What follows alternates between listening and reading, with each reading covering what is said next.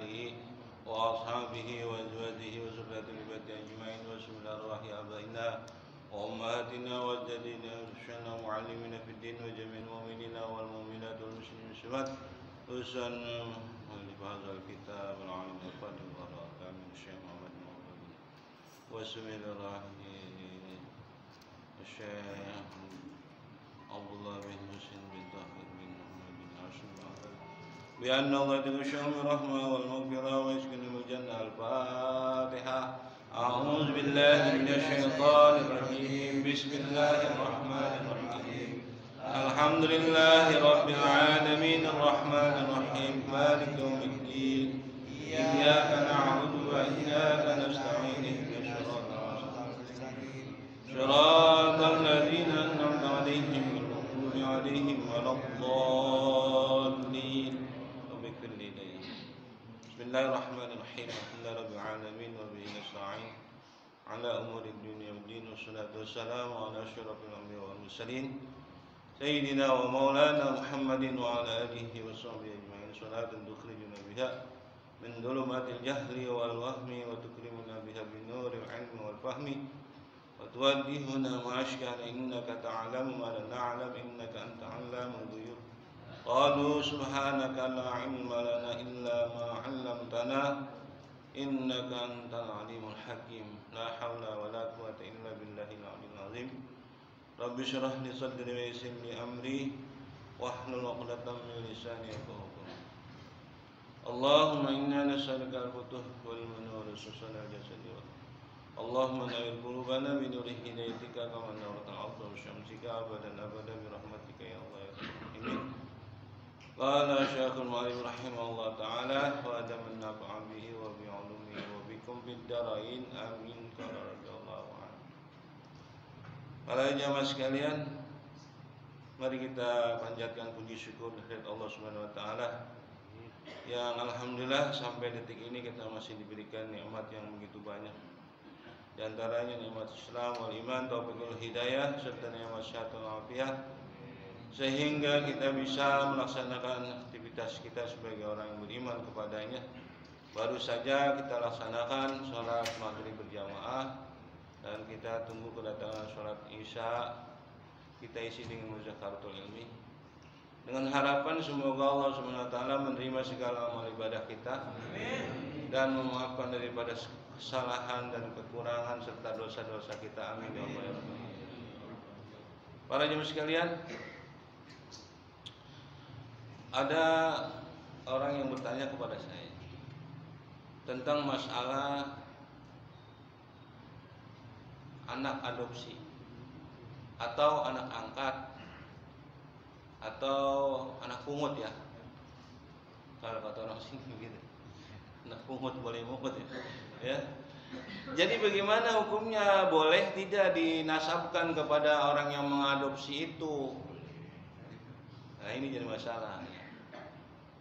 Jadi tidak boleh orang itu mengadopsi anak, misalnya dari panti asuhan atau mungut anak dari rumah sakit atau dari saudaranya lah, pokoknya siapapun itu. Ini sekalipun masih bayi ya, bahasanya diambilnya itu dalam umur masih sebulan 2 bulan lah, pokoknya masih kecil.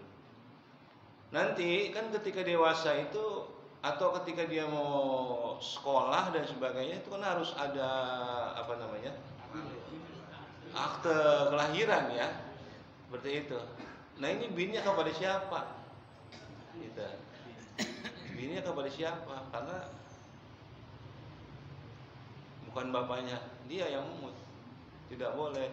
Jadi harus kepada binnya itu kepada bapaknya yang melahirkan atau bapak biologisnya yang bikin dia. Emang kue apa? Iya. Iya, kemarin ada yang begitu, kata dia cerita, saya nikah dengan seorang perempuan yang kebetulan perempuannya itu sudah punya anak baru 9 bulan gitu. ketika anak itu sudah mulai tadi banyak dewasa, artinya sudah gede mau sekolah, ya dibikin akte dan dibuatkan juga kartu keluarga, maka dicantumkanlah namanya itu dengan bin yang sekarang ini, suami yang ini yang baru. Padahal itu dia sudah tadi wanita itu sudah apa? Sudah punya anak, ya. Saya tanya, emang bapaknya siapa? Nah, dia nggak tahu juga. Dia nggak tahu juga lah gimana itu.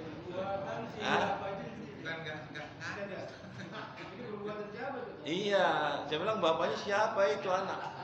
Nggak tahu katanya. Lah emang nggak ditanyain sama istri itu? Iya kan? Saya bilang nggak boleh menasabkan anak orang lain kepada diri kita sendiri, atau kita mengaku-ngaku nasab kita kepada orang lain. Ini cerita tentang masalah ini adalah yaitu ketika Nabi Muhammad Shallallahu Alaihi Wasallam mengadopsi anak yang namanya Zaid. Zaid ini masih termasuk keluarga, masih kerabat Nabi, tapi bapaknya itu namanya Harisah, Zaid bin Harisah. Cuma karena dari kecil anak ini si Zaid ini dipelihara oleh Nabi, diadopsi oleh Nabi, jadi anak angkat Nabi. Jadi ketelah, kalau ketelah itu apa tuh? Maksudnya itu sudah orang itu terbiasa ya. Iya, Zaid bin Muhammad. Bapaknya itu kagak disebut, tapi yang disebut adalah Nabi Zaid bin Muhammad, karena dia dari kecil udah dari aurak lo bahasanya dipelihara sama Nabi. Padahal bapaknya ada, namanya Harisah. Wah, lama-lama orang pada manggil Zaid bin Nabi Muhammad, Abdul bin Muhammad. Akhirnya Allah tegur, Allah marah. Itu dalam surah yang ayatnya begini. Maka Muhammadun aba ahadim min rijalikum walakin rasulullahi wa khataman nabiyyin. Kata Allah begitu. Nabi Muhammad itu bukanlah bapak dari anak seorang laki-laki tadi, maksudnya si Zaid tadi. Tetapi beliau adalah yaitu utusan Allah dan penutup para nabi. Jadi nggak boleh hukumnya, haram. Karena pada hari kiamat nanti kata Nabi, inna ummati yud'a yaumal qiyamah ismuhu wa ismu abuhu. Pada hari kiamat nanti umatku akan dipanggil, namanya diabsen satu persatu untuk mempertanggungjawabkan segala perbuatannya ketika masih hidup, namanya dan nama bapaknya. Misalkan si Udin bin Entong misalnya gitu ya. Ya, Sarmin misalnya, ya, Sarmin bin Sarman misalnya. Ya langsung dijelas, sebab kalau nama aja banyak kan sama ya. Enggak diabsen-absen. Iya, kalau nama Udin aja banyak Udin. Entong banyak ya kan. Tapi kalau bapaknya kan jelas tuh, ada bapaknya, ada binnya begitu. Jadi dipanggil nanti satu persatu untuk menghadap kepada Allah dan mempertanggungjawabkan segala perbuatan ketika dia hidup. Kan ayatnya banyak itu. Innal mautal ladzi tafirruna minhu fa innahu mulaqikum tsumma turadduna ila alimil ghaibi wasyahadah fa yunabbiukum bima kuntum ta'malun. Yang mati kamu lari daripadanya, semua orang pada takut sama mati. Maka kata Allah, pasti akan menjemputmu kematian itu. Fa yunabbiukum, dan akan mengabarkan kepada kamu. Allah akan membeberkan kepada kamu, menjelaskan kepada bima kuntum ta'malun, akan perbuatan yang kamu lakukan. Jadi semua nanti kulukum ra'in wa kulukum mas'ulun an ra'iyatihi. Kita ini tanggung jawab semua nanti. Yang punya keluarga tanggung jawab terhadap keluarganya. Yang masih bujangan tanggung jawab terhadap dirinya. Ya seperti itu. Kan kata Nabi, iya kan ada yang belum meninggal, belum kawin ya, meninggal gitu, ada remaja. Jangan tua itu. Iya.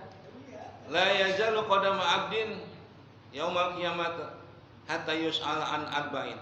Tidak melangkah, tidak boleh jalan dulu seorang itu pada hari kiamat kecuali ditanya dengan 4 hal. Yang pertama an umrihi bima. Umurnya dihabiskan di mana? Wa an jasadihi, masa remajanya, masa badannya ketika dia diberikan kesehatan dibuat apa aja. Terus kemudian dengan ilmunya sudahkah diamalkan. Dan yang keempat itu hartanya, di mana dari mana dia dapat dan di kemana disalurkannya. Tanya itu. Jadi dipanggil nanti satu-satu, nama kita dan nama ayah kita dipanggil, ditanyain itu. Subhanallah. Ya seperti itu. Ada lagi hadis Nabi yang menceritakan tentang awal ma yuhasabu bil amri yaumil qiyamah as-shalah. Fa in sholahat sholat kullu wa in fasadat fasadat. Nanti pertama kali ditanyakan seorang hamba ini tentang masalah ibadahnya, yaitu masalah sholat. Kalau tadi masalah tanggung jawab, kalau ini masalah sholat, kalau ibadahan kepada Allah, peribadahan kepada Allah. Fa in sholahat sholat, kalau sholatnya benar sesuai dengan syariatnya, prosedurnya, rukun dan syaratnya benar, maka yang lain dianggap benar.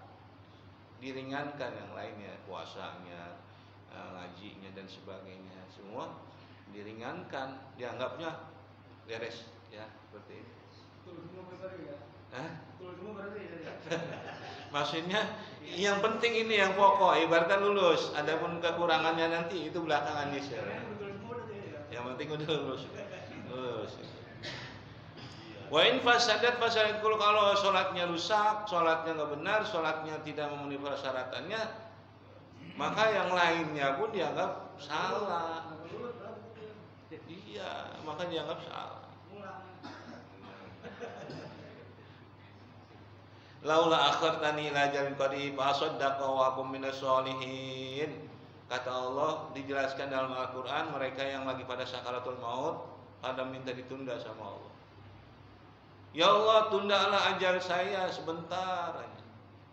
Laula akhartani ila ajalin qarib, dikit aja, sebentar aja. Kata apa? Mereka mau apa? Fa asaddaqa, saya mau sedekah. Wa aku minas sholihin, dan saya mau jadi orang soleh, mau jamaah di masjid, ya, al-falah, ya kan? Mau sembahyang kemana-mana, di sini aja jamaah terus, tuh, mau ibadah, mau ngaji dan sebagainya. Gak mau pulang dari masjid. Iya, ya salah. Tapi kata Allah apa? Wala yu'akhirallahu nafsan idza jaa ajaluha. Allah tidak akan menunda lagi ajalnya kalau udah datang, nggak bisa. Siapapun orangnya yang banyak duit tetap aja nggak bisa ya. Apalagi yang bokeh nih. Ya. Malah minta kalau buka. Iya. Jangan lama-lama. Jangan lama. Iya, subhanallah, nggak ada yang pada bisa. Fir'aun tuh raja, bala tentaranya banyak, kerajaannya luas, kekayaannya melimpah. Kalau dia bisa membeli, ya pasti ditukar sama kerajaannya dia. Yang penting dia hidup. Tapi kan ajal nggak bisa begitu. Apa Namrud, musuhnya Nabi Ibrahim, ya mati raja. Abroha yang mau ngerubuhin Ka'bah, raja, mati semua. Ya nggak ada yang bisa melawan malaikat Israel. Ketika udah datang, semua kekuatannya hilang, kegagahannya hilang. Biar kata lagi sehat banget, lagi olahraga sehat. Jibril datang di depan dia, udah gresok langsung. Iya, gresok. Lu langsung lemes jatuh.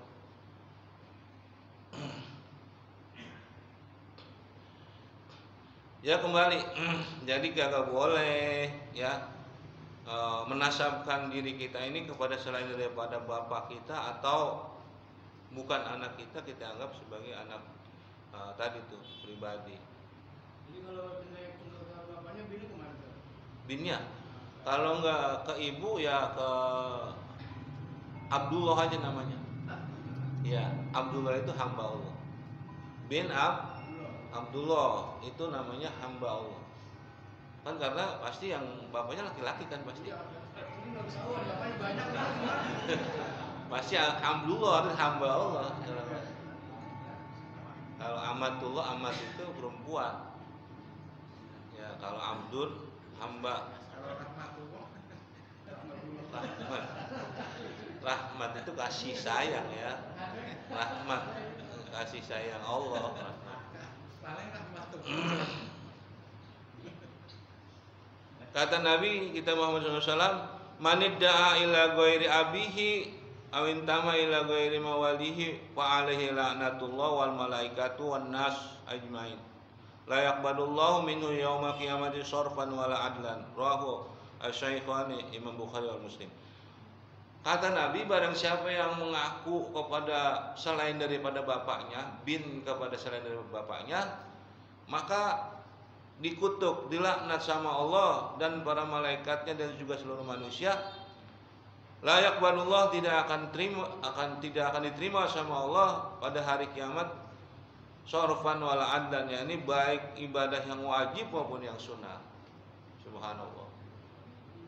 Jadi nggak ada yang diterima itu ibadahnya, cuma di hadapan Allah. Kadang bikin doa nggak domain. Iya, jadi nggak boleh ya, harus apa kita malu bapaknya petani, bapaknya tukang gojek malu lah. Emang udah bapaknya biarin aja mau bagaimana statusnya. Ah? Iya. Nggak boleh ya, harus apa? Yaitu binnya kepada orang tua kita, pada yang melahirkan itu.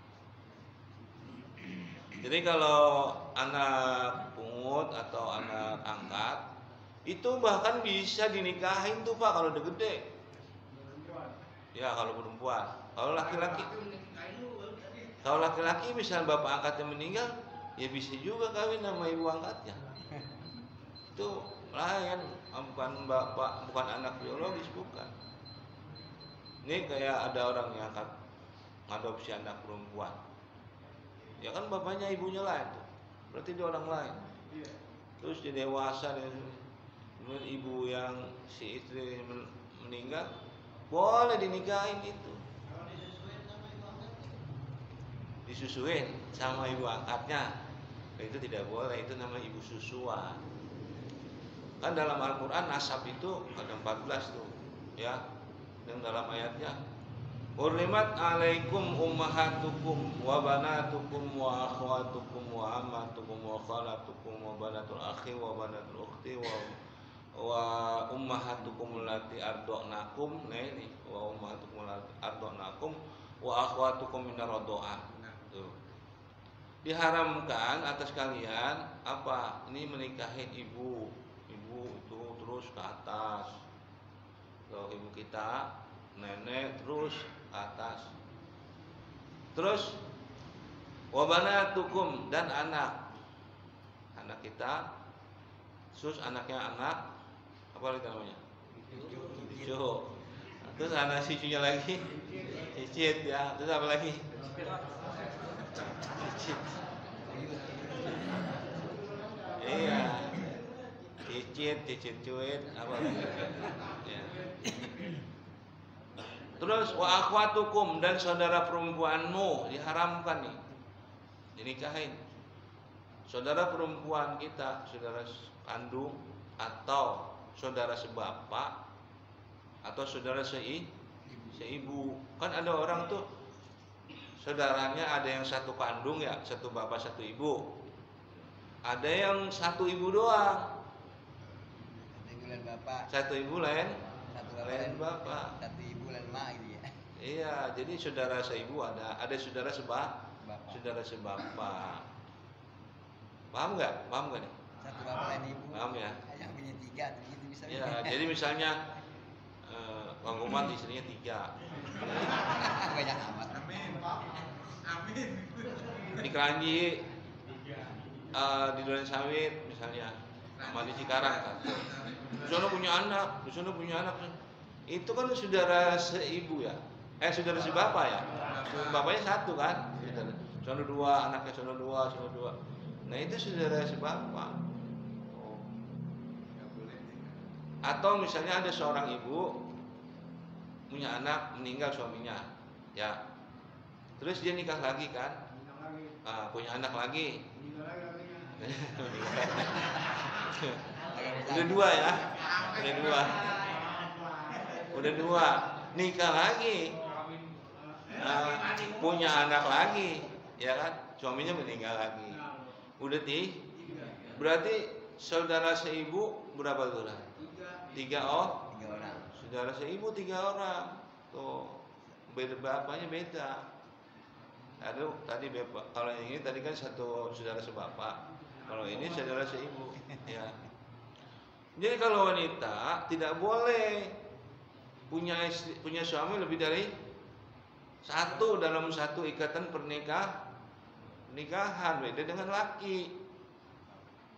Kalau laki-laki kan boleh. Fankikum atau balakum minan nisa'i masna wa sulasa wa ruba. Boleh kata Allah kamu nikahi wanita yang kamu sukai 2, 3, 4. Tuh. Hah? Kayak rokok Samsung ya 2, 3, 4. Sampai. Itu dalam satu pernikahan. Dalam satu ikatan pernikahan boleh sampai 4. Kalau perempuan wanita tidak boleh. Jadi dia kalau misalnya mau nikah lagi sama yang lain dia harus apa? Pisah dulu dia, baik bisa cerai hidup atau mati. Ntar kalau idahnya udah habis, ibadah idahnya itu adalah masa menunggu tenggangnya itu 3 bulan. Kalau yang enggak, kalau yang hidup ya, cerai hidup. Kalau mati 4 bulan 10 hari. Dia boleh nikah lagi. Terus dia suaminya meninggal lagi, dia nikah lagi boleh sampai 10 kali boleh, tapi nggak harus apa? Harus satu atau harus misah ya, bisa dulu kalau perempuan. Ini ada saya pernah lihat di YouTube itu perempuan bininya lakinya sampai 5. Coba itu kalau dia punya anak bininya kepada siapa coba?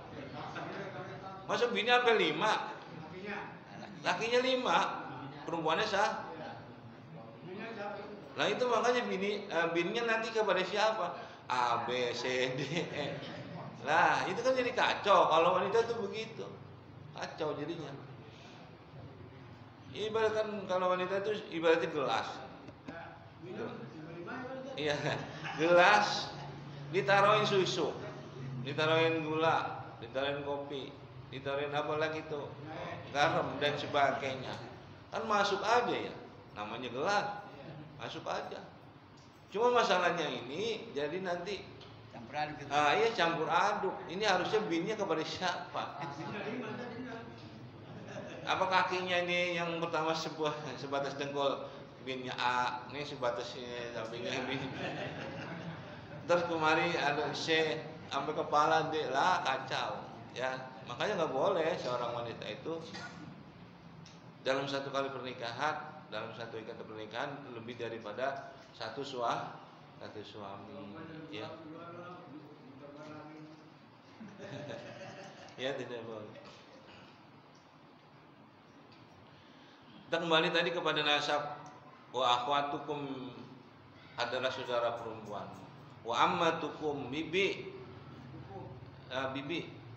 dari ayah ya. Wa khalatukum dan bibi dari ibu. Itu haram, bibi kita ya, encing kita. Terus Hah? Tidak batal. Ini yang dikatakan mahram itu tidak batal wudu dan haram selamanya nikah kepada mereka ini. Terus wabanatul akhi dan anak perempuan dari saudara kita yang laki-laki, ponakan dari saudara kita yang laki-laki, ponakan dari saudara laki-laki. Wabanatul ukhti dan ponakan perempuan dari saudara kita yang perempuan.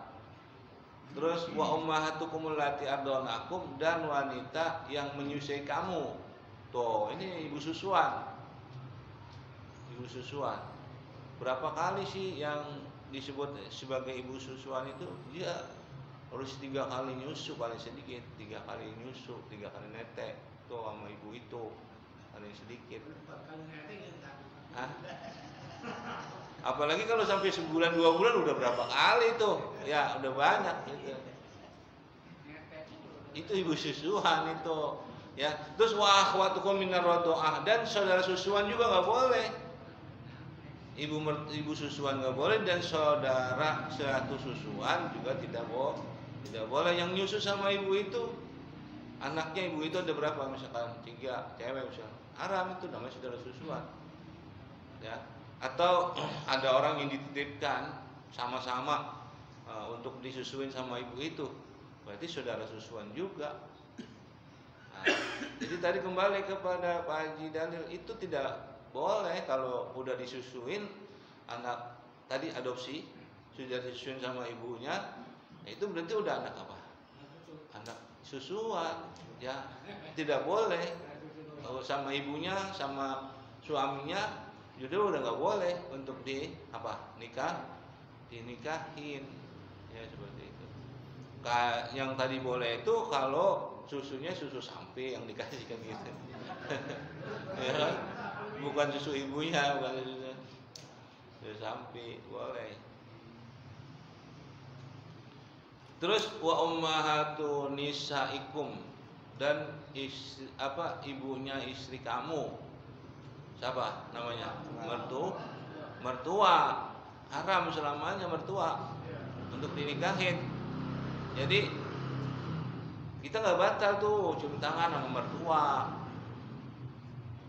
ya, karena apa? Hukumnya dia itu jadi mahram kita, ibu kita, dan selamanya haram dinikahin. Ini kan belum lama kejadian itu. Iya, orang nikah sama perempuan, ibunya itu janda ibunya, si anaknya ini kemudian meninggal, istrinya. Mertuanya kan janda, dipindah ke sana, dinikahin juga ibunya, goblok ya. Iya, orang kagak ngaji begitu. Penghulunya sama-sama nggak punya agama. Bisa aja dia nggak pakai penghulu, pakai sudah walinya. Wali, iya nikah siri, wali. Walinya siapa? Pamannya, bapaknya atau abangnya, saudaranya, itu kan walinya. Jadi nggak resmi di KUA. Kalau di resmi di KUA nggak boleh ketahuan. Iya. Itu sama dengan mantu selamanya. Jadi mertua haram, mantu juga selamanya begitu. Seorang anak ini menikah, ya, ipar lawan lain, boleh dinikahin, tapi asal dicerain dulu istrinya.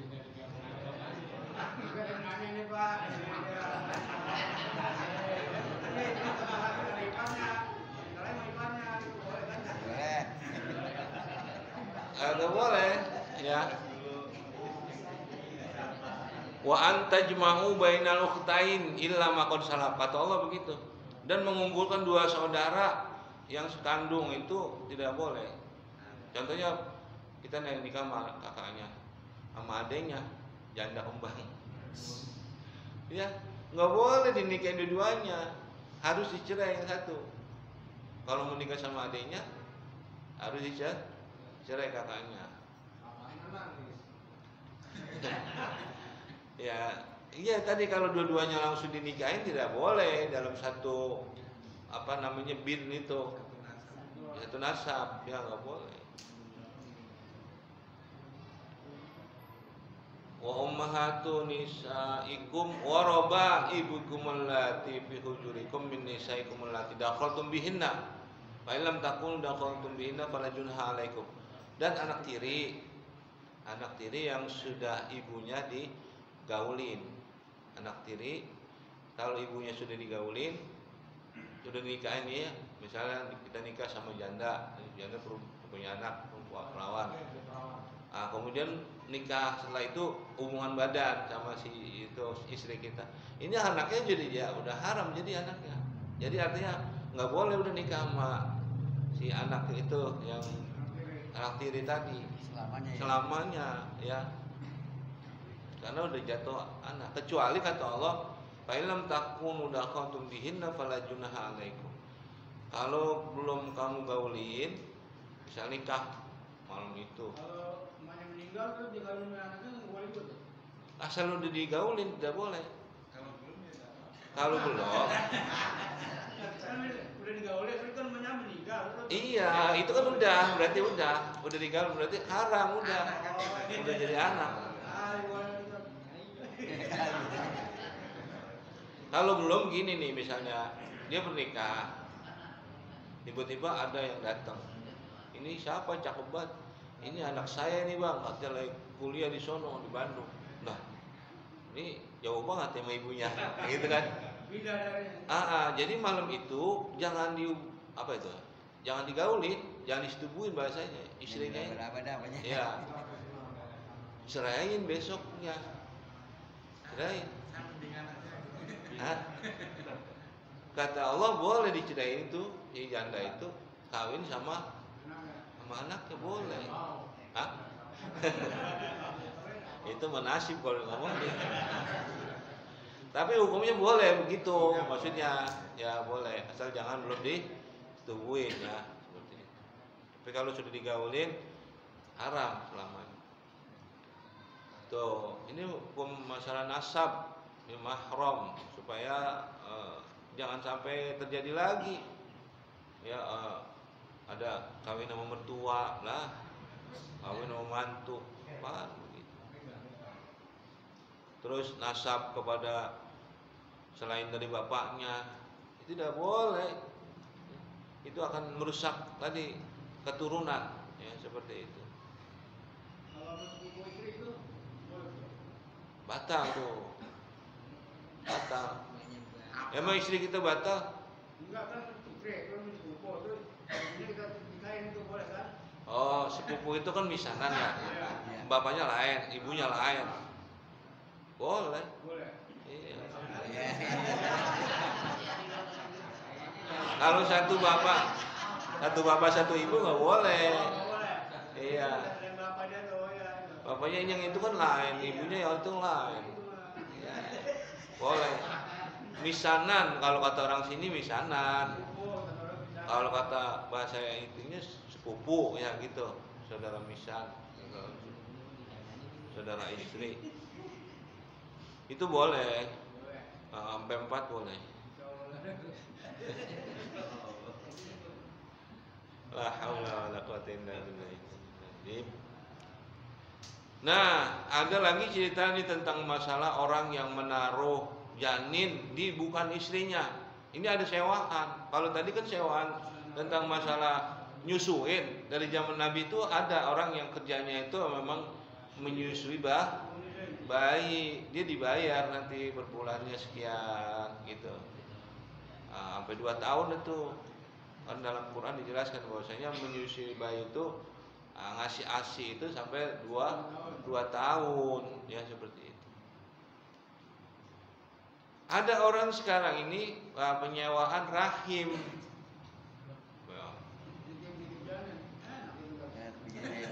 Nah, itu permasalahannya. Jadi kalau di negara-negara Eropa sono orang malas pada melahirkan.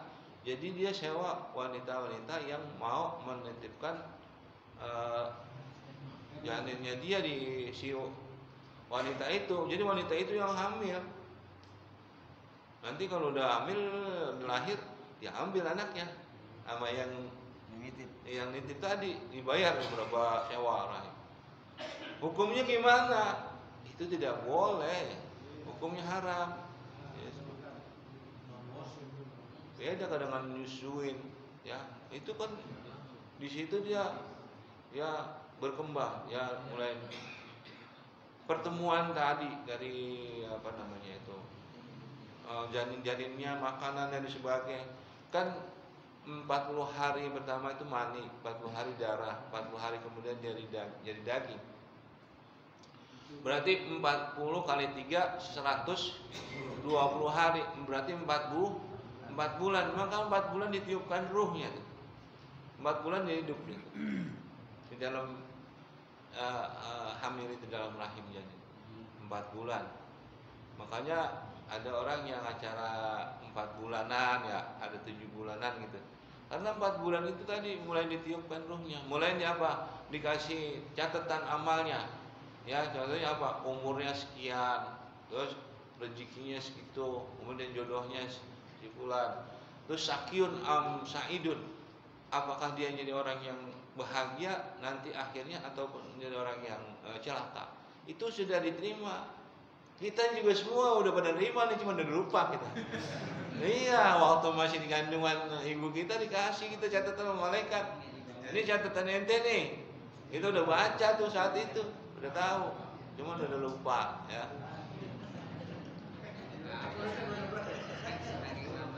Iya, dalam kandungan kita dikasih. Ya tidak boleh ya menyewakan rahim itu seperti yang terjadi sekarang ini ramai di negara-negara luar sono, karena memang mereka tidak ya bukan berdasarkan hukum Islam ya seperti itu. Kalau kita sebagai orang Islam tidak boleh. Jadi yang boleh menaruh itu adalah si suaminya, suami yang sah itu.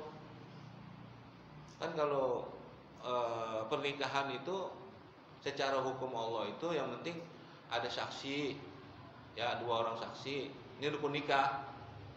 Kemudian ada wali. Kemudian ada zaujain, pengantin laki-laki dan perempuan. Kemudian ada sigot. Sigot itu ijab dari si wali dan qabul dari si pengantin laki-laki, ijab qabul gitu. Terus ada mahar. Kalau 5 tercukupi ini, maka sah hukumnya. Walaupun ya kita intern aja di rumah aja sambil ngopi-ngopi gitu kan. Sini Ustaz, ada apa ini? Udah Ustaz, saya mau nikah.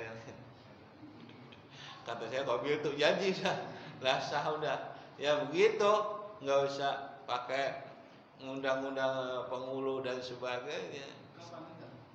Kapan? Itu secara syariat ya, secara syariat nih hukum Allah begitu sah. Yang masalah sigot taklid itu harus dibacakan sama pengantin lakinya atau tidak dibacakan apa? Hukumnya gimana? Oh ya, sigot taklid itu sebaiknya dibaca karena itu kan peringatan buat si laki-laki. Apabila saya meninggalkan istri saya selama 3 bulan, ya kan, turut-turut tanpa ada pemberitahuan atau tidak memberikan nafkah dan sebagainya, maka si wanita atau istri itu tidak ridho, maka dia mengadukan ke pengadilan agama, nanti jatuh talaknya. Atau istri itu menyakiti atau saya menyakiti secara fisik ya kepada istri, kemudian istri melaporkan itu, maka terjadi juga apa namanya sigat talak. Tuh jadi itu wajib dibaca. Itu kan tanggung jawab suami itu. Itu menentukan sah tidaknya pernikahan. Oh tidak. Kalau tadi kan yang rukun 5 itu, itulah yang menentukan sah dan tidaknya. Kalau yang 5 rukun itu ada wali, ada saksi, syahidain. Itu maksud syahidain itu 2 orang saksi, laki-laki 2 orang saksi yang adil. Zaujain itu suami istri, pasangan ya, anten laki-laki dan perempuan. kemudian sigot, ijab sigot itu ijab kabul, dan mahar ya, mahar itu mas kawin. Mahar itu wajib diberikan walau khotaman min hadidin, walaupun dari cincin besi. Cincin kan dari emas umumnya, tapi wajib diberikan itu mahar walau khotaman min hadidin, walaupun dari cincin besi, imitasi dah.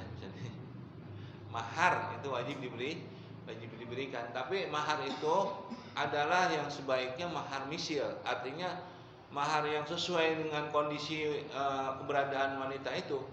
Contohnya dia seorang anak pejabat, ya dia seorang anak aparat atau anak, ya dia disesuaikan gitu.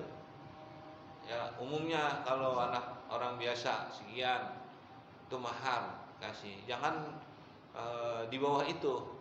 Karena apa? Untuk memberikan penghormatan kepada keluarga orang tersebut, dan juga jangan terlalu memberatkan kepada si calon pengantin laki, jangan. Jadi karena kata Nabi sebaik-baik ya seorang ayah itu tadi yang memberikan kemudahan agar putra-putranya atau putri-putrinya itu bisa menjalankan syariat ya sesuai dengan ajaran Nabi kita Muhammad Shallallahu Alaihi Wasallam, seperti itu. Bagaimana kalau dengan maharnya seperangkat alat sholat, Al-Quran gitu? Iya, nah itu hal yang murah sekali itu. Peralatan alat sholat baru berapa duit? Hah? Seperangkat alat sholat sama Quran 500 nggak bisa? Nggak habis. Nggak sampai ya? Itu ngambil juga yang lama. Sebaiknya jangan yang remeh begitu, yang mahal, asih berapa emasnya 50 gram atau 100